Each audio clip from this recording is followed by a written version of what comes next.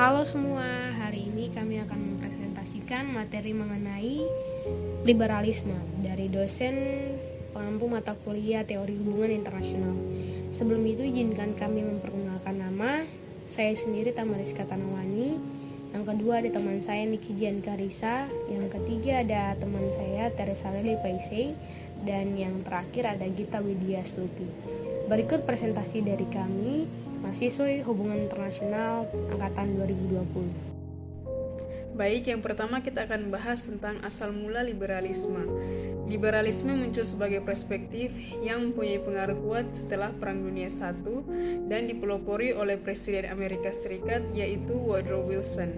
Liga Bangsa-Bangsa atau LBB dibentuk sebagai wujud dari implementasi keamanan bersama untuk mencegah kembali terjadinya Perang Dunia dan terciptanya perdamaian dunia.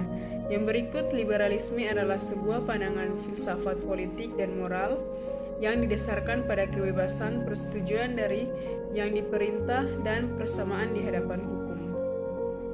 Yang berikut, filsuf John Locke sering dianggap sebagai pendiri liberalisme, sebuah tradisi yang didasarkan kontrak sosial dengan alasan bahwa setiap orang memiliki hak alami untuk hidup atas kebebasan properti dan pemerintah tidak boleh melanggar hak-hak ini. Yang berikut, liberalisme menjadi salah satu gerakan utama di zaman pencerahan dan menjadi populer di kalangan filsuf dan ekonomi barat. Berikutnya, para liberal juga mengakhiri kebijakan merkantilis, monopoli kerajaan, dan hambatan perdagangan lainnya. Ini dimaksud untuk mempromosikan perdagangan bebas dari dan marketisasi.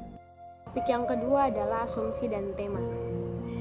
Pengertian asumsi dan tema. Asumsi sendiri adalah dugaan sementara yang dianggap sebagai kebenaran oleh seseorang. Hal ini masih membutuhkan pembuktian agar dugaan tersebut menjadi kebenaran yang mutlak. Sedangkan tema merupakan suatu gagasan pokok atau ide pikiran tentang suatu hal, salah satunya dalam membuat suatu tulisan. Asumsi dan tema dari liberalis sendiri adalah kaum liberalis mereka percaya bahwa manusia adalah makhluk yang rasional. Artinya manusia mempunyai akal dan pikiran untuk mengetahui dan membedakan norma-norma yang berlaku dalam masyarakat. Yang kedua adalah mereka percaya bahwa setiap manusia mempunyai kesempatan yang sama di dalam segala bidang kehidupan. Yang artinya mereka percaya bahwa setiap manusia mempunyai haknya masing-masing dalam menjalani kehidupannya. Yang ketiga adalah kaum liberalis menghormati kebebasan individu di atas segalanya. Artinya kemajuan bagi kaum liberal selalu merupakan kemajuan bagi individu. Ini merupakan tema dari The Emphasis of Individual. Yang terakhir adalah kaum liberalis menentang perbedaan antara wilayah domestik dan internasional. Artinya mereka menentang adanya perbedaan yang terjadi dalam suatu negara. Oke, yang selanjutnya adalah tipe-tipe liberalisme. Yang pertama yaitu internasionalisme, yang merupakan pemikiran dari kaum liberal yang menganggap bahwa alam telah dirusak oleh para pemimpin negara yang tidak menjunjung nilai demokratis dan kebijakan-kebijakan mereka, seperti contohnya balance of power yang telah usang sehingga dapat memicu terjadinya perang ataupun konflik. Yang kedua ialah liberal idealis, menganggap kebebasan dari suatu negara merupakan bagian dari masalah dalam hubungan internasional dan bukan merupakan sebuah solusi.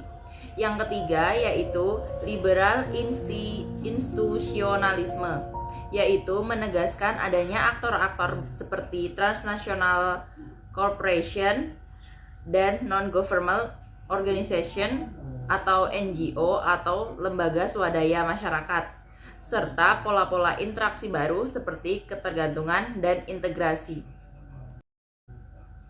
Lalu, turunan liberalisme yaitu neoliberalisme. Neoliberalisme yang juga dikenal sebagai paham ekonomi neoliberal mengacu pada filosofi ekonomi politik pada akhir abad ke-20-an.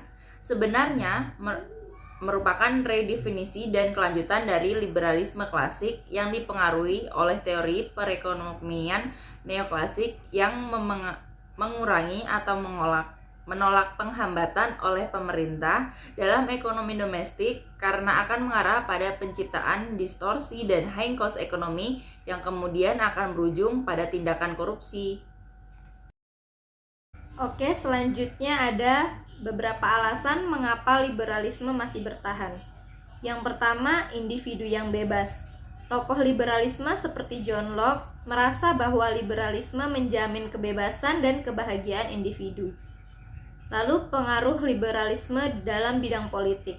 Lahirnya gagasan nasionalisme dan perubahan format politik maupun kehidupan sosial budaya yang dulunya bersifat kerajaan berubah konsep menjadi negara demokratis. Dan dalam bidang ekonomi, kegiatan ekonomi berubah dari pertanian ke industri. Sedangkan dalam bidang ilmu pengetahuan, kebebasan berpikir dan pengakuan hak-hak individu. Selanjutnya, beberapa faktor lain penguat alasan liberalisme masih bertahan. Di sini ada kebebasan individu, toleransi, pertumbuhan ekonomi dan stabilitas ekonomi, serta kesejahteraan. Yang terakhir ada kesimpulan. Secara garis besar, kelahiran liberalisme dilatar belakangi oleh jengahnya masyarakat terhadap kekuasaan absolut dan kesewenang-wenangan para pemimpin negara. Rakyat dipaksa tunduk, haus akan keadilan dan kebebasan dalam berbagai aspek kehidupan, termasuk kebebasan ekonomi, politik, dan beragama. Keinginan individu untuk merasakan kebebasan menjadi salah satu alasan kuat paham liberalisme ini masih bertahan hingga kini. Baik, sekian presentasi dari kami. Berikut daftar pustaka atau referensi yang kami ambil.